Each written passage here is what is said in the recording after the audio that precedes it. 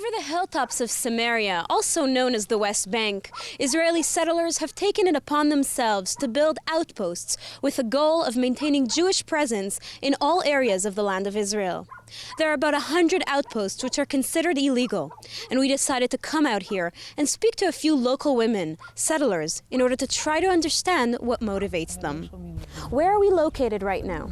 Exactly in the center, in the crossroads between the road that goes from Galilee to Negev, on the mountains of Samaria, and exactly in the middle of the way between the Jordan Valley and the Mediterranean Sea. Meet Daniella, often referred to as the sheriff around these hills. I'm one of the few who are active all these 40 years. So I know people, I know the hills, I know how every single settlement came to life, was born and developed. I also know how to cope with the security problems when we encounter, unfortunately, problems with Arabs. Let's see where we are going to drive to.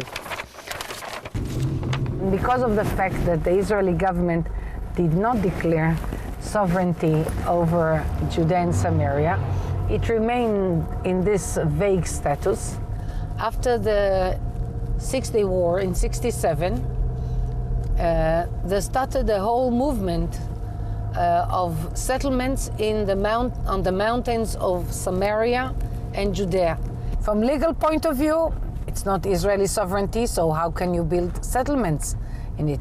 From what you see with your own eyes, you see that there are many settlements, and what started as an outpost like here 36 years ago is now a thriving community. On our first stop, we met Sharon, a young woman who's a resident of this outpost. She was in the midst of cleaning for the upcoming Jewish Passover holiday and feeding her 5 children lunch when I grabbed her for a short discussion about why she chooses to live in a place which is considered illegal. It's a very beautiful place. There are a lot of flowers and trees. It's still very innocent. People don't understand it. It's everything is holy. You have to precious it, to connect to it, not to throw it away. It can't be illegal. The rules are God's rules, and the rules of God is that Israel is the promised land for the Jews.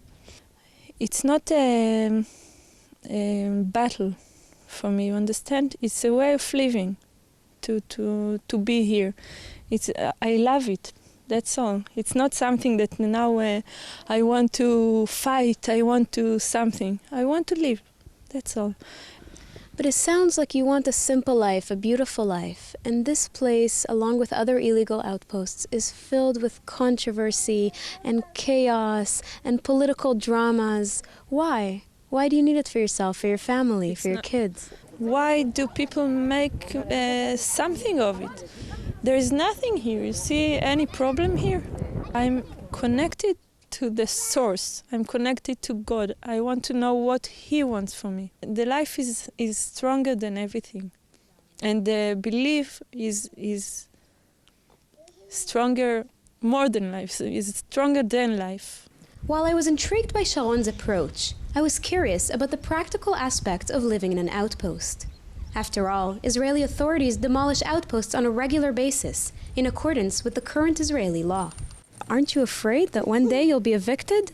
We were evicted from Gush Katif, and it was terrible. Now I build here and I live here and I raise my kids here. There is a reason why I'm here.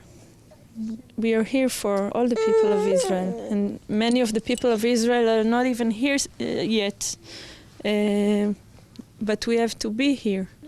And the chosen people is not because we are very nice, it's because we have to show the world the way how to live in God's world. We continued on to the next outpost, where I met Ilana, a mother of 7 and the community coordinator of her outpost. Nice to meet you. Nice to meet you. Daniella presented her with the upcoming plans to build new outposts over the holiday break. It's about building of new outposts in addition to the 106 or 8 or 10 or 20, the fact that there is a list of illegal settlements, that doesn't mean that they are illegal, because our attitude to the land of Israel is that this land is ours. From here, you can see all the, from Hadera, Netanya, all the Tel Aviv, coastals. all the coast, until Ashdod. Okay, and if Arabs will be here, they can send missiles like they doing from Gush Katif to Sderot.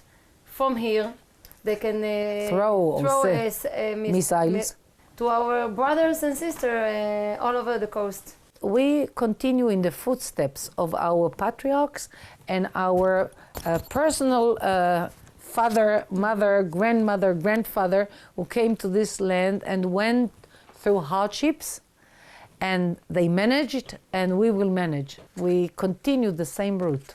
We want the promised land, the entire promised land. When will it take place? Just as God found the time in history when we got back Shomron and Yehuda, so God will find a time when to give back to his beloved people the entire land. You speak of building more outposts or communities as you refer to them.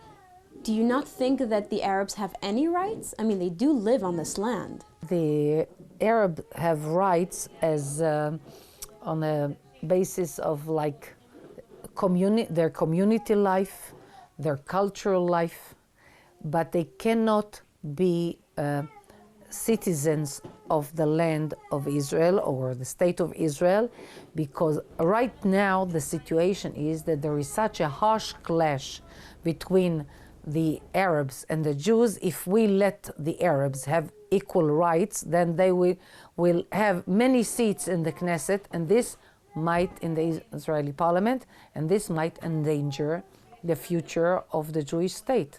This land belongs to the Jews and only to the Jews. And no lie can change this reality. People can come and say lots of things.